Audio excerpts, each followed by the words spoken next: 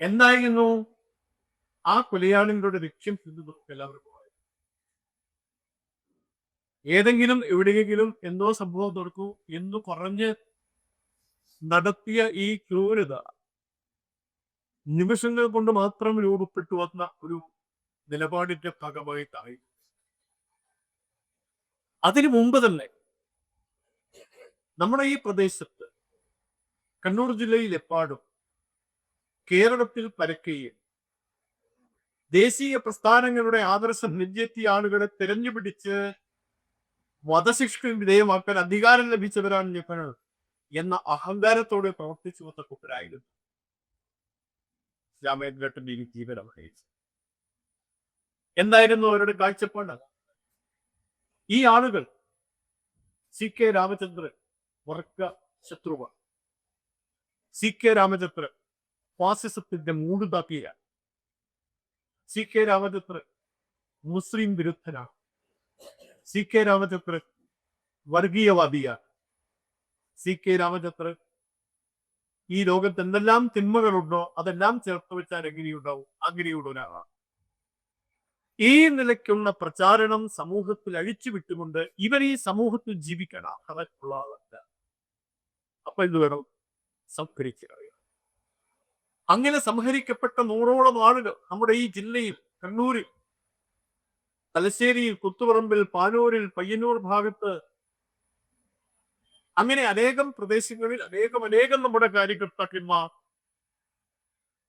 അവരുടെ ജീവിതം സമർപ്പിച്ചിട്ടുണ്ട്.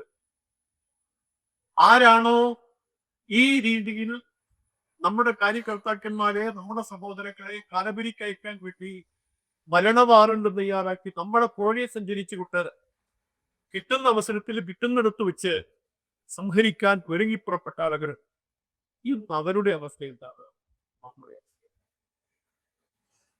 CPIM എന്ന രാഷ്ട്രീയ കക്ഷിയുടെ പ്രാദേശിക തലത്തിലും സംസ്ഥാന തലത്തിലും അറിയപ്പെടുന്ന 3 ആളുകൾ വിമതന്മാരായി മത്സരിച്ച് പാർട്ടി സംവിധാനത്തോട് മത്സരിച്ച് വിജയിച്ച് കേരള നിയമസഭയിലേക്ക് വന്നിരിക്കുന്നു. അതുപോലെ മറ്റു 3 മുട്ടർ വേറെയുണ്ട് കേരള നിയമസഭയിൽ. ആരാണത്?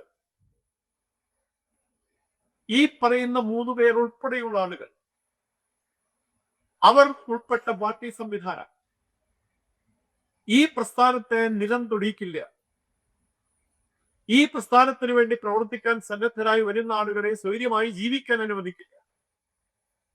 ഈ ആദർശം നെഞ്ചേറ്റി മുന്നോട്ട് പോകുന്ന ആളുകൾക്ക് ഒരു പദം മുന്നോട്ട് വെക്കാൻ ഞങ്ങൾ അനുവദിക്കില്ല എന്ന വാശിയോടുകൂടി നമ്മുടെ കാര്യകർത്തൃ സഹോദരങ്ങളെ മുഴുവൻ സംഹരിച്ച സാഹചര്യത്തെ മറികടന്നുകൊണ്ട്, അതിജീവിച്ചുകൊണ്ട് പൊതുജന സമക്ഷം സാമൂഹ്യ സേവന പ്രവർത്തനത്തിൽ ഏർപ്പെട്ട് രാജനൈതിക രംഗത്ത് പ്രവർത്തിച്ച് വന്ന ആളുകൾ തെരഞ്ഞെടുപ്പിൽ മത്സരിച്ചു. അങ്ങനെയുള്ള 3 പേരും കേരളത്തിൽ നിയമസഭയിലുണ്ട്. നമ്മെ ഇല്ലാതാക്കാൻ ശ്രമിച്ചവർ പരസ്പരം തമ്മിലടിച്ച് പരസ്പരം കുറ്റാരോപണം നടത്തി നീ കട്ടതും ഞാൻ പെട്ടതും ഒക്കെ പരസ്പരം ഒഴിച്ചു പറച്ച്